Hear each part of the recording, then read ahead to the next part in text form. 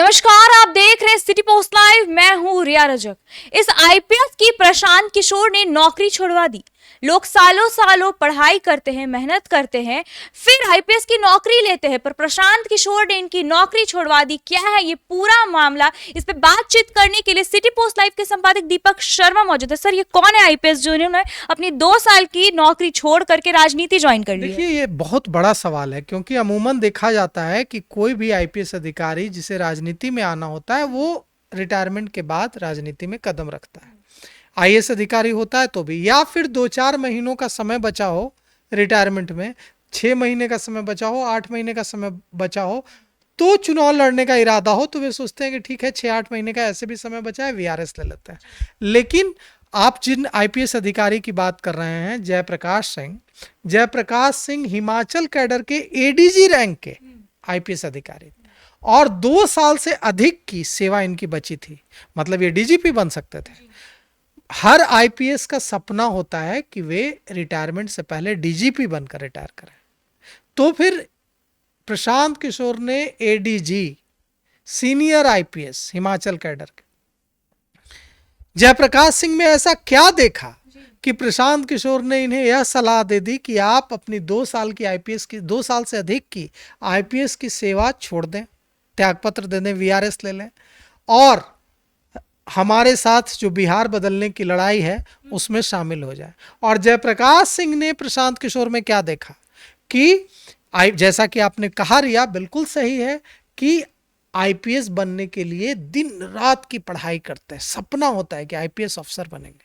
और इन्होंने अपनी 2 साल की सेवा रहते डीजीपी बनना सपना होता है हर आईपीएस अधिकारी का, उस अधिकारी का उस सपने को ठोकर मारते हुए आज प्रशांत किशोर के साथ जनसुराज में शामिल हो गए। अब प्रशांत किशोर के साथ ही हो गए हैं। हिमाचल कैडर के आईपीएस अधिकारी रहे, एडीजी रैंक के आईपीएस अधिकारी रहे जयप्रकाश सिंह कहा जा रहा है, जो हमारे पास खबर है कि जयप्रकाश सिंह चुनाव लड़ेंगे और सारण से चुनाव लड़ेंगे जनसुराज के टिकट पर। अब यह सवाल उठता है कि जयप्रकाश सिंह ने प्रशांत किशोर को क्यों चुना और प्रशांत किशोर ने जयप्रकाश सिंह को क्यों चुना। एक आईपीएस अधिकारी हैं, डॉक्टर जयप्रकाश सिंह हैं, मतलब पीएचडी की होगी, इतने पढ़े लिखे हैं, डॉक्टरेट हैं, तो इन्होंने भी कोई गलती नहीं की होगी प्रशांत किशोर को चुनकर। और प्रशांत किशोर पूरे भारत में दिग्गज चुनावी रणनीतिकार, चुनाव की समझ वाले व्यक्ति माने जाते रहे राजनीति में आने से पहले, तो उन्हें भी इंसानों की समझ है, उन्हें भी लोगों की परख है, तो उन्होंने भी गलत व्यक्ति का चयन नहीं किया होगा। तो अब यह जोड़ी जो है, जयप्रकाश सिंह की जोड़ी और प्रशांत किशोर की जोड़ी, क्या दिखाएगी, क्या गुल खिलाएगी, क्या रंग दिखाएगी सारण में, यह देखने का इंतजार पूरे सारण, पूरे बिहार को होगा। इतने पढ़े लिखे व्यक्ति अपना आईपीएस जॉब छोड़ करके आते हैं राजनीति में, इससे क्या बदलाव की उम्मीद है? देखिए, बदलाव की उम्मीद क्या है यह तब पता चलेगा जब जेपी सिंह विधायक बनेंगे और एक जनप्रतिनिधि के रूप में हम उनके कार्यों का 2030 में मूल्यांकन कर रहे होंगे। मान लीजिए चुनाव होता है, चुनाव में जयप्रकाश सिंह विधायक बन जाते हैं और फिर 5 साल अपना काम करते हैं विधायक के रूप में। 2030 में हम लोग यहीं बैठकर बात कर रहे होंगे कि 5 साल एक पूर्व आईपीएस अधिकारी ने विधायक के तौर पर कैसा बिताया, कैसा काम रहा। अभी तो सवाल यह उठता है यहाँ कि जनता इन्हें मौका देगी या मौका नहीं देगी, कैसा काम करेंगे जनप्रतिनिधि के तौर पर, यह तो चुने जाने के बाद पता चलेगा।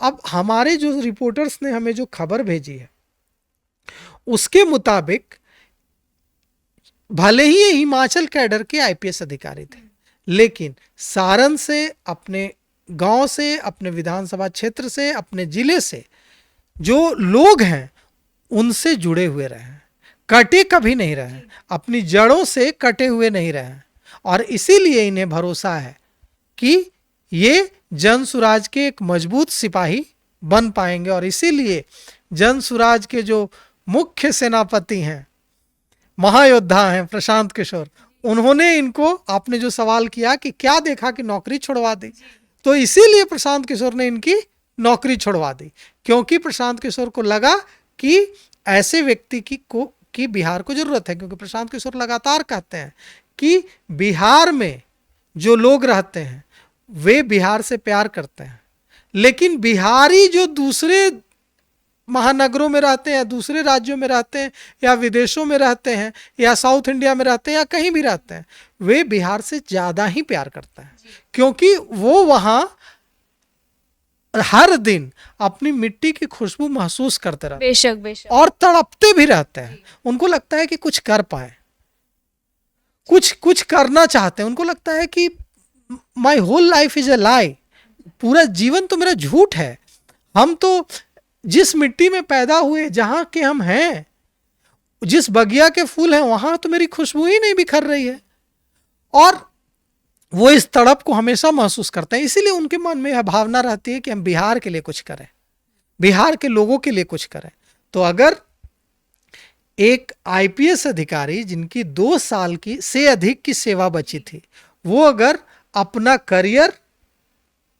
करियर को, डीजीपी बनने के सपने को ठोकर मारकर अगर बिहार आए हैं, तो अब बिहार को यह बताना है कि बिहार ऐसे लोगों को जो अपने सपनों को ठोकर मारकर बिहार आ रहा है, उन्हें सेवा करने का मौका बिहार देगा या नहीं देगा। अभी चुनाव में काफी टाइम है, क्या लगता है कि अभी और भी नए चेहरे जन स्वराज के साथ शामिल हो सकते हैं? अभी देखिए, जो हमारे रिपोर्टर्स ने वहाँ जो हमारे रिपोर्टर मौजूद हैं, अभी जो प्रशांत किशोर के साथ जो कार्यक्रम में उदय सिंह मौजूद हैं, उस कार्यक्रम में मनोज भारती मौजूद हैं, इस कार्यक्रम में डॉक्टर जयप्रकाश सिंह जो पूर्व आईपीएस अधिकारी हैं हिमाचल कैडर के, जो आज शामिल हुए, वो मौजूद हैं।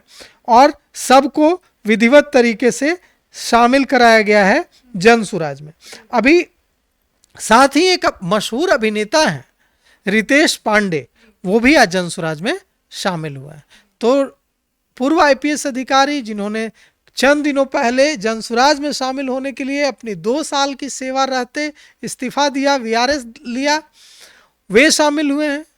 और भोजपुरी के स्टार, भोजपुरी के अभिनेता रितेश पांडे भी शामिल हुए हैं। आने वाले चुनाव में जन स्वराज का प्रदर्शन कैसा रहेगा? देखिए, जन स्वराज का प्रदर्शन कैसा रहेगा यह हम लोग स्टूडियो में बैठकर नहीं डिसाइड कर सकते।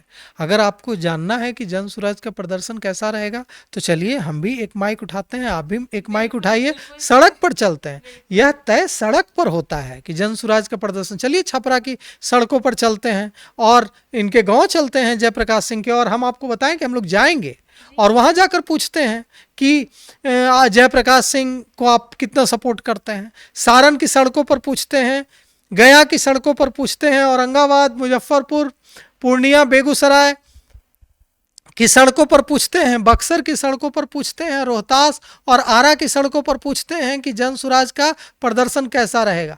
और यह लोग बताएंगे कि जन स्वराज का प्रदर्शन कैसा रहेगा। यह जन स्वराज का प्रदर्शन कैसा होगा यह भी हम आपको दिखाएंगे। दूसरी पार्टियों का प्रदर्शन कैसा होगा यह भी आपको दिखाएंगे, और यह फैसला सड़क पर होगा।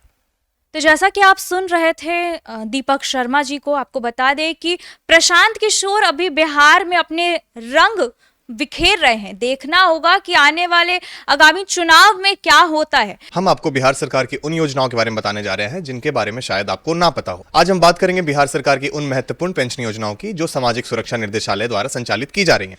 इन योजनाओं का उद्देश्य बुजुर्गों, विधवाओं और दिव्यांगजनों को आर्थिक सहायता देकर उन्हें सम्मानपूर्ण जीवन प्रदान करना है। पहली योजना है इंदिरा गांधी राष्ट्रीय विधवावस्था पेंशन योजना, जिसके तहत बीपीएल परिवार के 60 वर्ष या उससे अधिक आयु के बुजुर्गों को जून माह से 1100 प्रति माह की राशि दी जा रही है। इस योजना के तहत लाभार्थियों की संख्या 35,59,000 से अधिक है। दूसरी योजना है इंदिरा गांधी राष्ट्रीय विधवा पेंशन योजना, जिसमें 40 से 79 वर्ष की बीपीएल परिवार की विधवाओं को 1100 प्रति माह की पेंशन दी जाती है और लाभार्थियों की संख्या 6,32,000 से अधिक। तीसरी योजना है इंदिरा गांधी राष्ट्रीय निशक्तता पेंशन योजना, जिसमें उन बीपीएल परिवार के 18 वर्ष या उससे अधिक आयु के दिव्यांगजनों को मिलेगी जिनकी दिव्यांगता 80% या उससे अधिक है। जून माह से 1100 प्रति माह मिल रहे हैं। लाभार्थियों की संख्या है 1,10,000 से भी ज्यादा। चौथी योजना है लक्ष्मीबाई सामाजिक सुरक्षा पेंशन योजना, जिनकी आयु 18 वर्ष या इससे अधिक है या उनकी वार्षिक आय 60,000 से कम है, और ये उन्हीं विधवाओं के लिए है जो केंद्र की योजनाओं से लाभ नहीं उठा रही हैं। लाभार्थियों की संख्या 8,64,000 से भी ज्यादा है। 5वीं योजना बिहार निःशक्ता पेंशन योजना, जिसमें किसी भी आयु वर्ग के 40% या उससे अधिक दिव्यांगता वाले व्यक्तियों को 1100 प्रति माह की पेंशन मिलती है। और अंत में मुख्यमंत्री वृद्धजन पेंशन योजना, जिसके तहत 60 वर्ष से ऊपर के उन बुजुर्गों को 1100 की मासिक सहायता दी जाती है। आवेदन के लिए RTPS काउंटर या SSP MIS पोर्टल का उपयोग करें।